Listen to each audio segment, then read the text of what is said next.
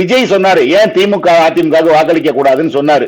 இந்த குற்றச்சாட்டுகளை பூரா அவர் முன் வச்சாரு. அப்ப பதிலுக்கு திமுகவும் அதிமுகவும் விஜய்க்கு ஏன் போடக்கூடாது அப்படின்றத பிரதானமா வச்சிருக்கணும். ஆனால் அவர்கள் வெறும தங்களுடைய பாஜகவை கடந்த பார்லிமெண்ட் எலெக்ஷன்ல பாஜகவை குற்றம் சாட்டி திமுக அவ்வளவு சீட்டுகளை ஜெயிச்சது. 47% வாக்குகளை வாங்கி 39க்கு 39 ஜெயிச்சாங்க.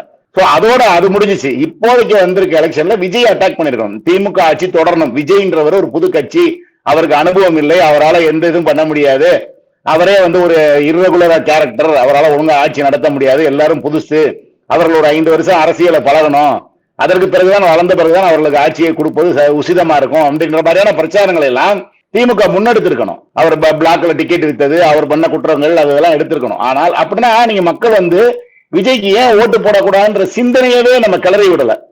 அவர் அப்படியே அவர் இக்னோர் பண்ணிட்டு போக போக போக அவர் சரி அப்ப அவர் போட்டா என்ன, ஆமா பிஜேபி வரக்கூடாது அப்ப விஜய்க்கு போடுவோம், சரி திமுக வரக்கூடாது சரி விஜய்க்கு போடுவோம் அப்படின்னு அதிமுக திமுக வச்ச பிரச்சாரங்களை ஏற்றுக்கொண்ட அவர்கள் அதற்கு எதிரெதிராக வாக்களிக்காமல் விஜய்க்கு வாக்களிச்சிட்டாங்கன்னு பார்க்க வேண்டியிருக்கு.